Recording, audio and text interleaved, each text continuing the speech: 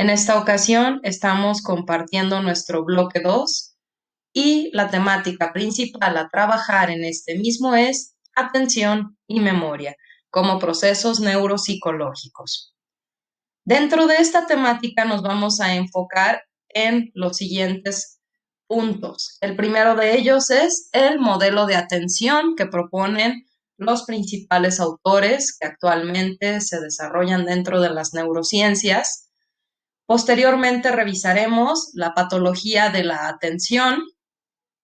Más adelante entraremos en revisión de la neuropsicología de la memoria para después trabajar las modalidades que existen en la memoria y la patología de este proceso que es la memoria. Empezamos entonces con los modelos para explicar cómo funciona la atención. El primer modelo a desarrollar, actualmente vigente y precursor del posterior que veremos, es el modelo de Stuss y Benson. ¿Qué nos propone el modelo de Stuss y Benson? Bueno, según estos dos autores, que desde el año de 1995 dan su sugerencia, la atención se procesa a través de un sistema que implica tres zonas cerebrales: la zona frontal, la zona diencefálica y troncoencefálica. ¿Cómo trabaja este sistema? Pues primeramente trabaja el sistema reticular activador ascendente a nivel del troncoencéfalo y este se relaciona con las funciones de alerta. Lo que nos permite el sistema reticular activador ascendente es mantener el estado de vigilia mediante la neurotransmisión de tres elementos básicos o tres neurotransmisores, que es noradrenalina, dopamina y serotonina. Estos tres están almacenados en este sistema reticular para que no sea necesario un constante abastecimiento por parte del cerebro.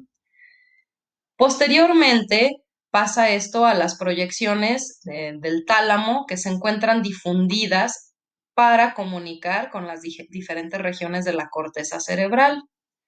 Y estas funciones van a ser distribuidas de acuerdo a la región de la corteza que se encargue de procesarlas. Por ejemplo, si son visuales, hacia el lóbulo occipital, auditivas hacia el temporal y así sucesivamente de acuerdo a la dominancia funcional. Y estas funciones o proyecciones talámicas van a reaccionar de acuerdo a los cambios del nivel de alerta. Por último, llegan estas proyecciones talámicas a nivel de la corteza, y este se le llama sistema frontotalámico debido a la constante conexión que está dándose para esta activación. Y de la mano con esto, todo el tiempo está el sistema reticular activador ascendente dando base en lo que es la mantención del nivel de alerta. Es así como funciona la atención desde lo que nos proponen Stuss y Benson: lo básico, que es estar alerta, la proyección talámica para conducir a las diferentes regiones del cerebro que se estimulen, y la estimulación directa, tal cual e implicada, de la corteza cerebral. Más adelante viene Alexander Luria y desarrolla un modelo para explicar la atención hasta cierto punto similar a lo que proponen Stuss y Benson, pero él lo cataloga en tres niveles de funcionalidad. El primer nivel trabaja tal cual lo que es la alerta atencional y está también a nivel del tronco cerebral. Aquí hay una diferencia con respecto al modelo anterior. El segundo nivel que contempla Alexander Luria es el trabajo de los hemisferios cerebrales que se encargan de sentir y percibir los estímulos del mundo exterior. Se está refiriendo al lóbulo temporal, parietal y occipital. Y por último, el tercer nivel se refiere a la integración general y a la supervisión que hace la corteza frontal del resto de percepciones. ¿Por qué? Porque la corteza prefrontal se va a encargar de la regulación, validación, organización y concientización de la actividad mental. Y bueno, con respecto a la atención, vemos que existen diferentes áreas cerebrales que se van a encargar de mantenerla y de focalizarla. Desde un sentido visual estarían las zonas de asociación visual en el giro fusiforme y el córtex parietal posterior, el sistema reticular para mantener el nivel de alerta y la corteza prefrontal para hacer el constante monitoreo de la atención. En cuanto a la atención auditiva y visual, son relativamente similares las estructuras cerebrales que participan, con la diferencia de que el giro fusiforme en cuanto a la atención visual integra un poco más las áreas de asociación visual, que son las áreas 18 y 19 de Brodmann, ubicadas en esta zona del lóbulo occipital. También es importante mencionar que tenemos más dominantes las áreas de proyección atencional del hemisferio derecho que del hemisferio izquierdo, y esto hace que nuestro cerebro tienda más a focalizar a la atención hacia el lado derecho de nuestro campo visual. Bien, ahora conoceremos la patología de la atención. ¿Qué sucede cuando esta función llega a alterarse? Bien, una de las alteraciones que pueden darse dentro de la atención es conocida como aproxia. Para conocer a qué se refieren los nombres en las alteraciones de la atención y otros en la nomenclatura que se utiliza dentro de las neurociencias, nos vamos a basar en etimologías grecolatinas. ¿Por qué? Pues para conocer a qué se refiere el término. El prefijo a significa sin o ausencia de, y prosexis se refiere a atención. Entonces, en este caso, la aproxia es la ausencia de la capacidad para prestar y mantener la atención, y de igual manera para la concentración a los estímulos externos. En este sentido, la aproxia se puede presentar en estados de ausencia, en algunas manifestaciones dentro de la psicosis, pero también en estados o en el trastorno de déficit de atención cuando se da de una manera profunda y en el trastornos del estado de ánimo. Después está la hipoprosexia, es una alteración relativamente menor a la anterior. ¿Por qué? Porque el prefijo hipo significa disminución, y en este caso la hipoprosexia se da cuando hay precisamente un déficit en la capacidad para prestar, focalizar y mantener la atención ante estímulos externos. Esta segunda modalidad de patología de atención es la más común en el trastorno de déficit de atención anteriormente mencionado. ¿Qué sucede con la atención? Se puede direccionar hacia cierto estímulo, pero fácilmente se va a perder. Después está la disprosexia.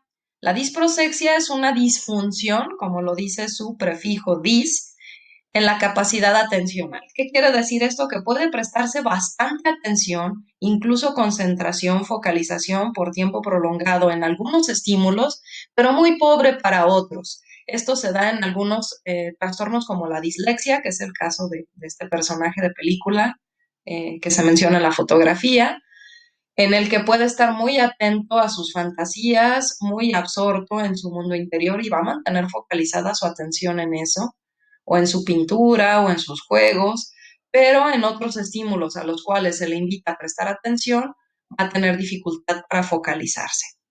La capacidad de atención disminuye, por lo tanto, su calidad, es decir, la calidad de la atención se ve afectada por el hecho de que en la disprosexia no se puede voluntariamente seleccionar todo el tiempo a qué le quiero prestar atención.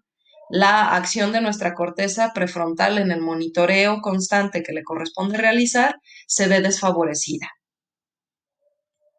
Después está la hiperprosexia, que el prefijo hiper significa aumento. En este caso, hay una atención excesiva ante los estímulos externos. Esto se relaciona con alteraciones del estado de ánimo, crisis de ansiedad, crisis de pánico, y hay hiperreactividad en todo momento. Eso es lo que sucede en este trastorno. También puede darse en algunos trastornos del espectro autista, en los cuales hay dificultad para filtrar qué tipo de estímulos se van a mantener como relevantes y cuáles no, y entonces puede estarse demasiado atento a los estímulos no relevantes del ambiente. Por eso es que se considera alteración. Bien, ahora vamos a pasar a la neuropsicología de la memoria.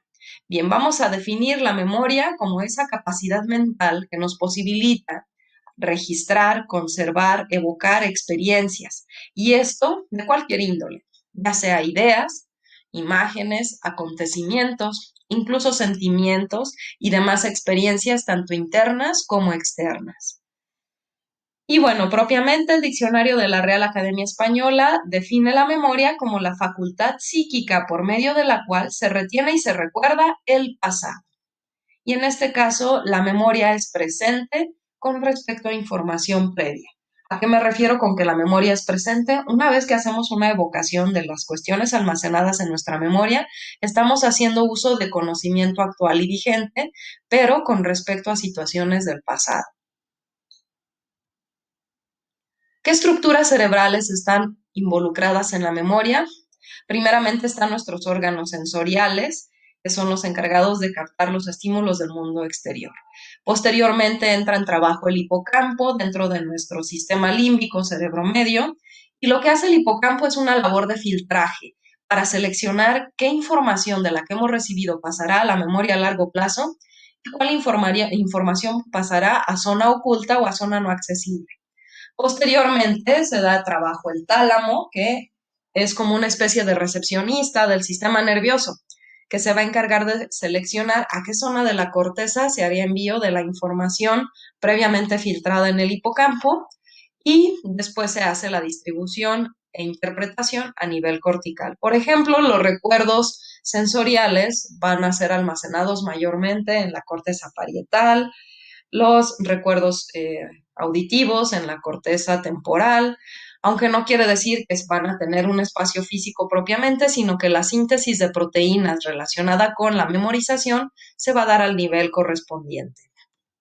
Este es el circuito de Papé, que es un diagrama que también nos permite conocer cómo funciona la memoria.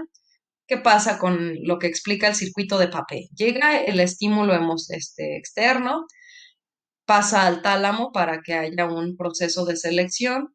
De ahí se va al hipotálamo. El hipotálamo va a generar una respuesta corporal ante lo que estemos recibiendo, pero a su vez el hipotálamo vuelve a mandar el estímulo al tálamo anterior para que éste lo mande a la corteza cingulada y de ahí el hipocampo haga su selección de estímulos.